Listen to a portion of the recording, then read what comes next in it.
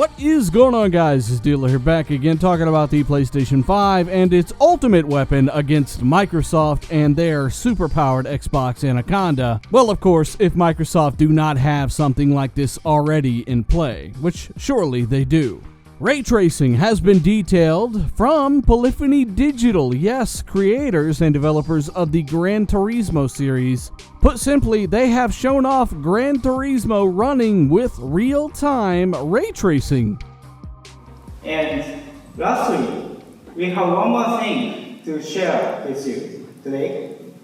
We are currently developing the latest technology that is real-time ray tracing.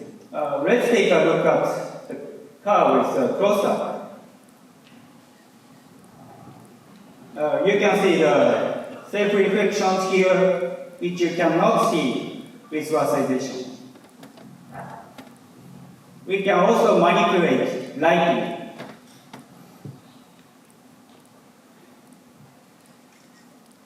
So the shadows and reflections are changing accordingly. Here, reflections are really beautiful, and occlusions are really precisely rendered. We are really excited now that this technology has finally come to the real-time domain.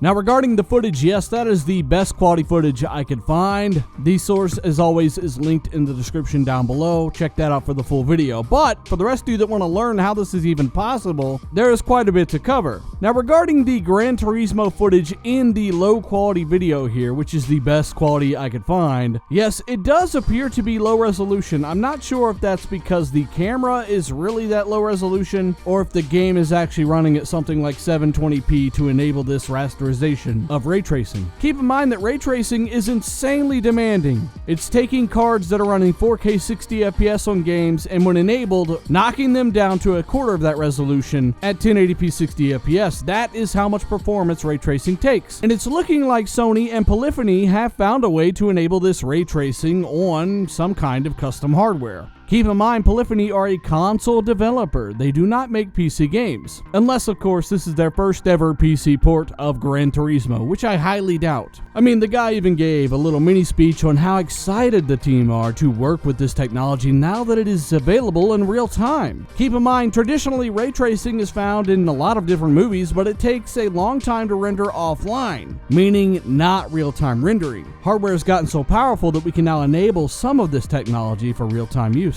Now, even at that low a quality, it was obvious as to when ray tracing was enabled and when it was disabled. You were able to see those real-time surrounding reflections that were behind the camera.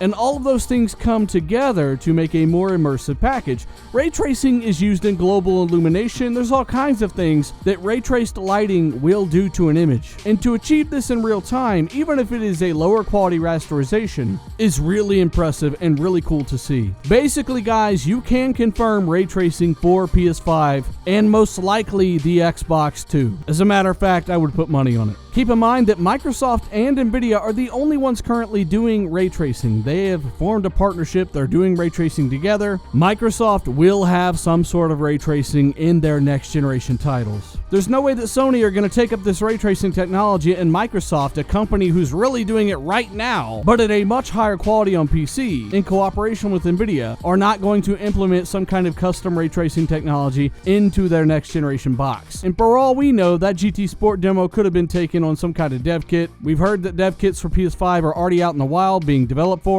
It could be a thing. Now, as I referenced before, there are different levels of ray tracing. As a matter of fact, on PC, RTX ray tracing has several different presets: low, medium, high, ultra. The higher the preset, the better and more accurate ray tracing you get, and it does this by spending more performance collecting more rays, which would be a higher quality rasterization. So I'm sure this is a very rudimentary form of real-time ray tracing we've just seen on screen, and it's still very impressive in my opinion.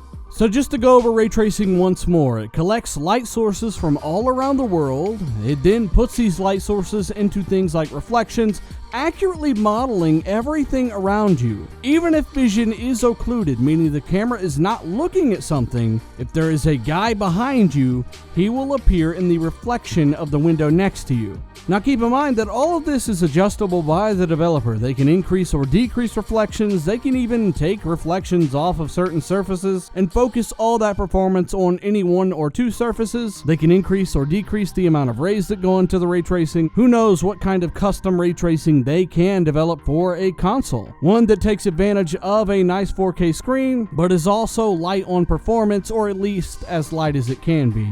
So to sum it up, it is a state-of-the-art lighting system that includes all kinds of bounce lighting, taking into account all of the light sources in the scene. Or at least that's one simple way to think about it. Ray tracing adds elements of the world around you into your field of view. This could be anything from fire reflecting off of a puddle, all the way down to an enemy soldier moving behind you but reflected in the glass in front of you. Reflections using this technology are absolutely absurd. They look insane. Here's an explanation from Gamers Nexus. Their source will be linked down below.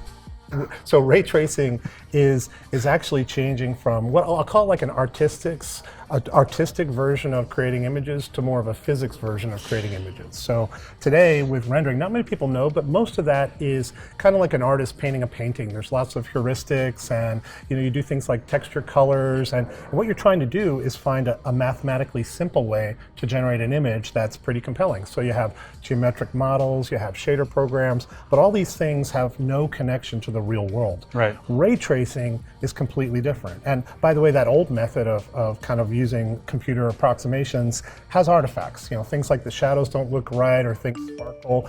They're getting better, and they've always been good, and they're great for gaming, but they're not real. Ray tracing, in contrast, is trying to do a physical simulation of light. And the way to think about it is, we live in a world where light bounces all over the place, and it hits on an object and bounces around, diffusing, diffracting. You get subsurface scattering, things like that. All kinds of stuff, right? But eventually, one ray of light makes it into your eye and hits your retina, and that's what we perceive as vision.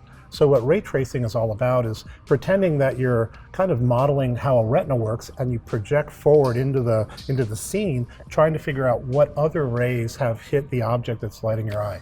So ray tracing is all about the physics of light, and when you do that, you get rid of all this artistic interpretation that happens with traditional rendering techniques. Yeah, so it's very much the way movies do, generating CGI, and now what's really different is that we're able to do that in real time.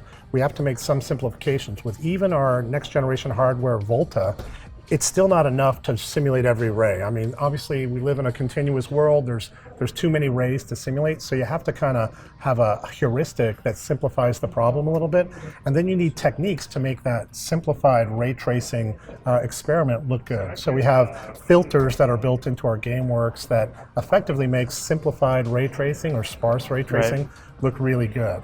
So once more, guys, I think it is insanely interesting that Polyphony Digital has come out and basically said, hey, we've got ray tracing technology, it's up and running. Yes, it may be rudimentary, but it is a quantum leap over traditional GI and reflections. Not only can we bounce light all over the place and immerse the player that much more, but it is in itself a technical accomplishment. And when a first-party studio like Polyphony come out showing this kind of stuff, talking about how excited they are for the future of their games, we know it's coming to console. It's all but confirmed. And going forward, I will look at it as such. This is actually really cool because it, as an Xbox fan, essentially confirms to me that Microsoft are definitely going to be implementing ray tracing into some of their games in the future. After all, they're one of the pioneers and big partners of the technology. They are all for ray tracing, and they seem really, really confident in their new Xbox, codename Anaconda, their juggernaut of a console that is slated for 2020. That's the one I'm interested in buying. And the more overhead you have in a console, especially, the better those games are going to look while using ray tracing. Yes, ray tracing is insanely demanding, but maybe they'll give you an option. Maybe you want to run this game at 4K 60,